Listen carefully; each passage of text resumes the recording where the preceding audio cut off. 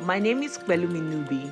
Earlier this year, I became the first woman to solo drive from London to Lagos using my Peugeot 107, and it was such an incredible experience. And now I'm partnering up with Peugeot to take you on a new adventure from London to Scotland using their electric vehicle. This is one adventure you don't want to miss.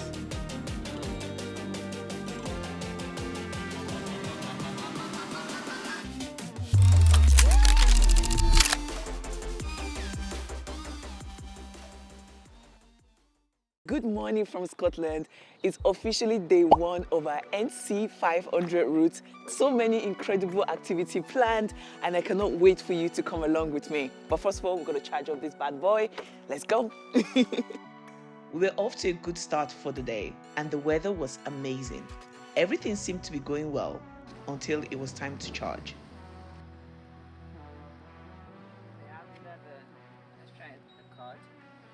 This is the free to charge. It's actually not working, so let's try.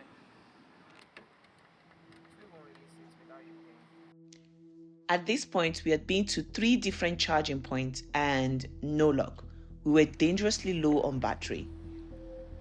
10%. We've had to do an emergency reset because it's just not working. This is our 4th charging point of the day. There's no more in this area, and each time we place the car it just says not authorized or whatever, so we are having to reset the whole system and pray it works. It's 5 minutes to redo it. I'm over it. The amount of apps you need to download for this stuff: approve payments, okay, my Face ID is not recognizing because I'm pissed, my face don't look the same. Okay, what's going on? Finally. 2 hours later, it worked. We needed to close the car doors. So it's not for the faint-hearted. Now we have to wait for an hour. We've been told that, honestly, the slowest charging point is from 0 to 20% and from 80 to 100. So the optimum is not to get it below 20% and probably not charging at past 80%. Even here it has like that 80% mark. So we aimed for 60 minutes, we got to 88%, and it was charging us 39.4. So it's time to wrap this up. Come on, let's go. After a rough start to the day, we're finally back on the road. Things hadn't gone as planned, but we're excited to head to our first stop of the day. Although we arrived a little bit late, we finally made it to Dunrobin Castle.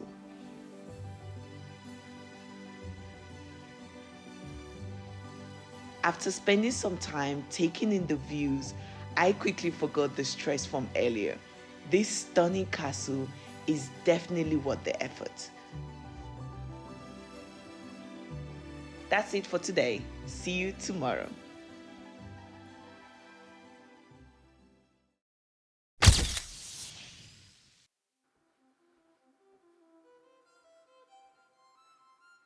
After a hectic day yesterday, I decided to go a little bit slower today, taking in the views and enjoying this trip. Let's head to our first stop.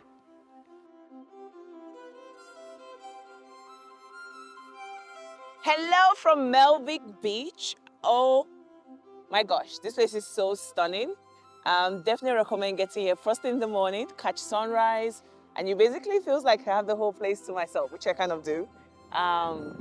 But natural beauty is incredible, truly in the British countryside. Amazing.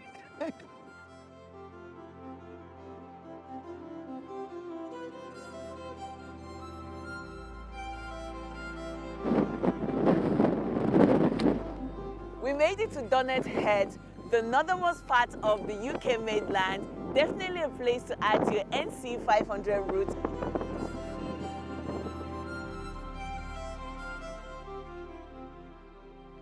This beautiful lighthouse was a quick stop on our route today. And up next, We made it to John O'Groat, and it's so funny because a lot of people assume that this is the northernmost part of UK mainland, but no, it's not. It's actually Donut Head, but it is an amazing place to visit. Our final stop was just to satisfy the child in me. I played with some sheep we came across on the road and totally tired myself out running after them. One of the perks of road trips are fun little side quests just like this one. My adventure tank was totally filled today, and now it's time to call it a day.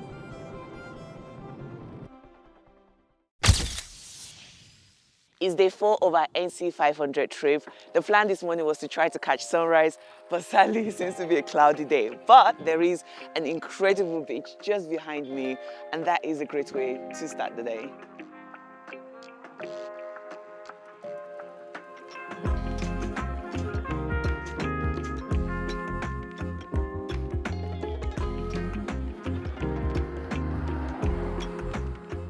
Just drove past a city called Tongue and stumbled upon this hidden gem, and it felt right to just stop and check it out. So that's what we're doing.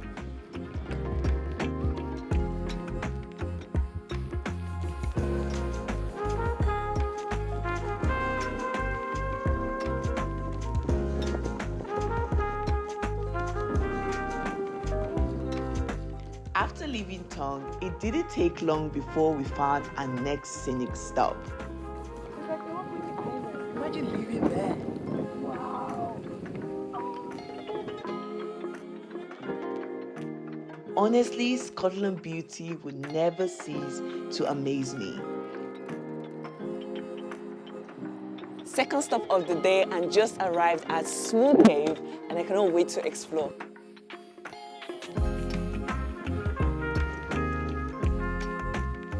Smooth Cave looked epic, and there was a fully guided tour. But I am short of time, so I'm going to keep it pushing. Another activity to add to your bucket list when doing the NC500 route, make sure you stop at the Golden Eagle zip line. It is so close to the Smooth Cave, and we're going to experience it together right now. Let's do this! Yes? This bit, okay. Safety. Do I sit down or what?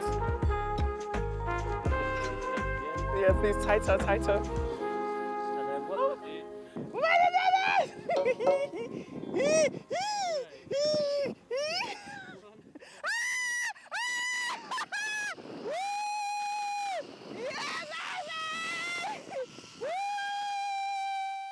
After all that trail, it is time to recharge the car and get some food for ourselves. Perfect timing, to be honest. One thing you have to try when doing this NC500 route is check out Cheese and Toasted. Apparently it's to die for, so I'm excited to try it. How delicious does that look? Time to dig in. Food review time. I got the classic cheese and ham. Oh my goodness, that's so good. It's a 10 out of 10 for me, so definitely worth trying when doing your own road trip. Right next to Cheese and Toasted is this stunning beach. I definitely had to go down and explore.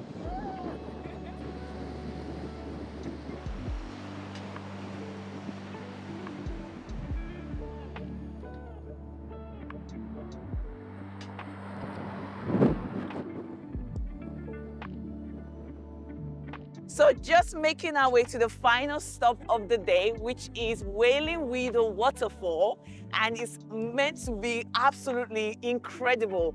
And you can already see some of the waterfall cascading, but it's 10 minutes from the car park walk. So just making our way down there. I'm so excited to see this. One recommendation I must mention is that come with either hiking boots or Wellings because it is so muddy here. And I just have to mind my own steps. Oh no! We did it!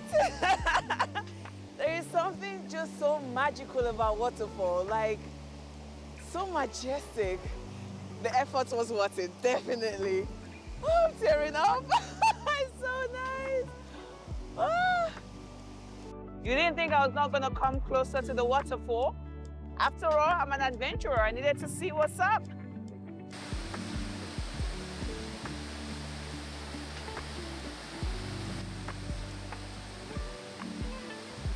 This is it, guys, the end of day 4. Thank you so much for hanging out, and I cannot wait to see you tomorrow. Bye.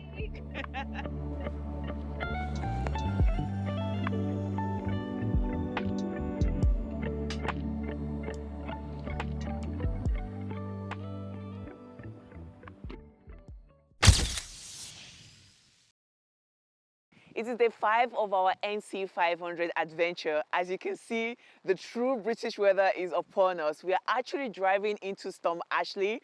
It is scary but exciting at the same time. The adventure truly continues. Action, action.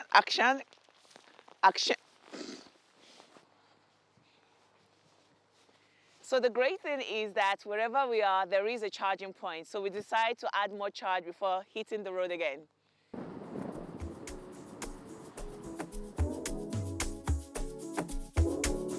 I spotted some gorgeous mountains while driving, and I had to stop to take in the views.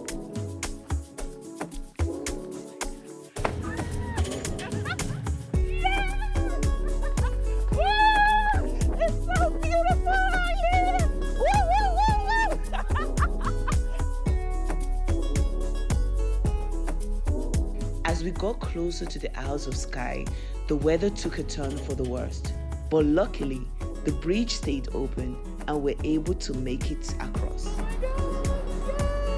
crossed the bridge! The weather took a turn for the worst, but I'm so glad I found shelter. We're gonna call it a night and the adventure will continue tomorrow. Bye!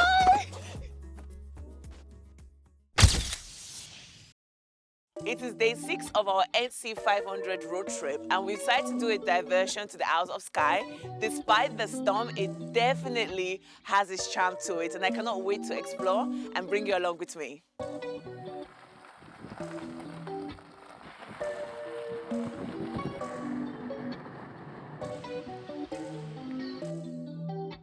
The joys of traveling during off-season is the fact that you get to have spaces to yourself. However, you also come to a situation whereby sites are closed. We just arrived at this castle, wanting to explore and realizing that they're closed from October all the way to March. So yeah, no chance of seeing it.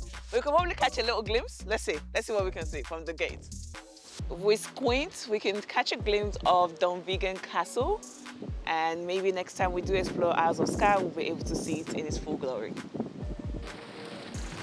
We've really pushed the EV model to its limits by driving into this insane storm.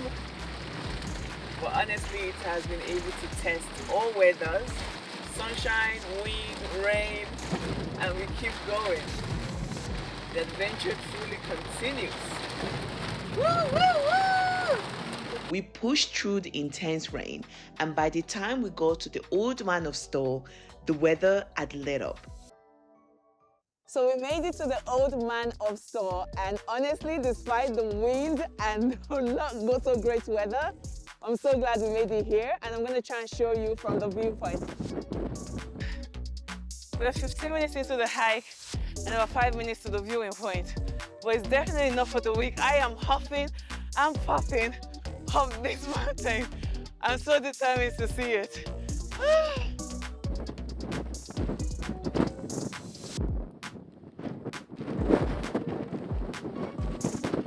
We finally made it to the Old Man of Store. This is the viewing point, but right behind me you can actually spot it. But it's definitely been an highlight of my NC500 road trip, and honestly, I cannot wait for you to experience it. Probably with better weather because the wind is taking me away. This was our final stop on the NC500 route, and now it's time to begin a long drive back to London.